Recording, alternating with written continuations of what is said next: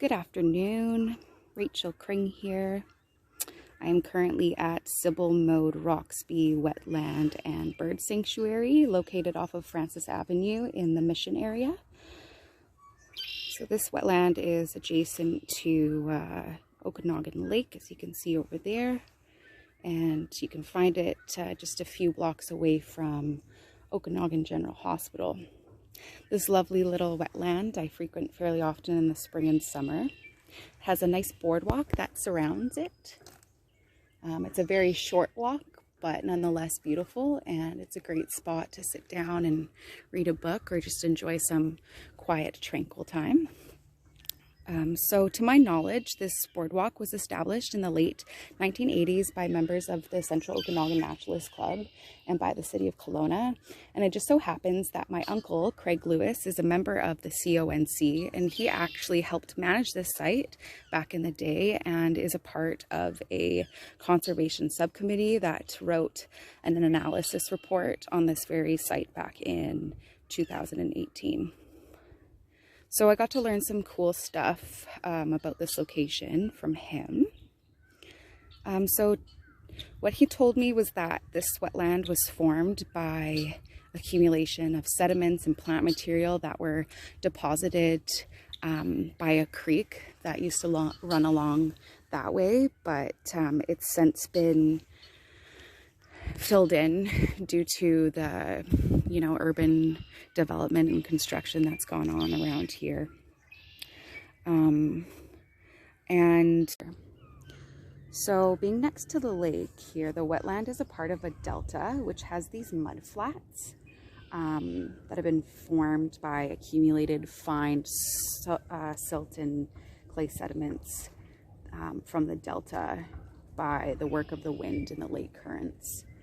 And these mudflats are highly productive and are important resources for feeding shorebirds and other organisms due to their high fertility and biological productivity. But due to the wetland's proximity to the lake, it is under threat of foreshore erosion and flooding. So the erosion caused by the lake, how the water takes sediment from the shore, and then not a sufficient amount of it is deposited back on the shore. So over time, this kind of closes in the wetland and makes it smaller. So this is an issue of concern, especially for those mud flats that are so important to the avian animals in this area, I guess you could say. So in addition to the foreshore erosion, there's been flooding. I remember in 2017, the lake was so high that there was damage caused to the boardwalk, and in the spring of 2018, this area was closed to the public due to the flooding. So due to that, and due to the fact that there is no longer the creek as a tributary to add water to the wetland, there's somewhat of a water quality issue, and the water is more or less stagnant, and as you can see, there's quite a bit of algae sitting on the top, and this eutrophication is pretty common, but I don't believe that it affects the well-being of the vegetation or wildlife in this area. It's more or less just, not the most sightly thing for passerbyers and bird watchers.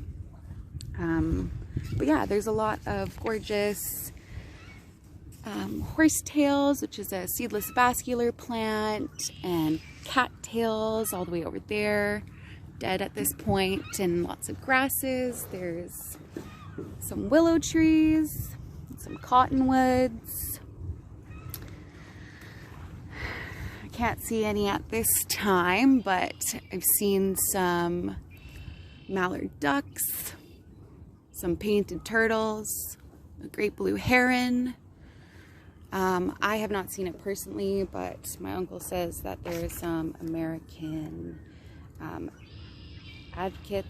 avocets, hope I'm saying that right. That is pretty rare to the Okanagan that you can see in here. Oh yeah, and some warblers and some swans and a carpfish or two I've seen. So yeah,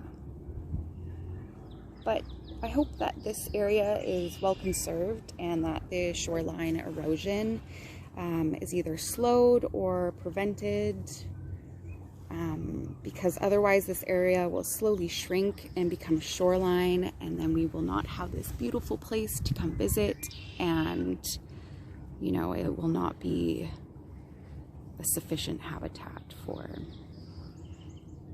the lovely animals and such that stay here. Thanks for listening.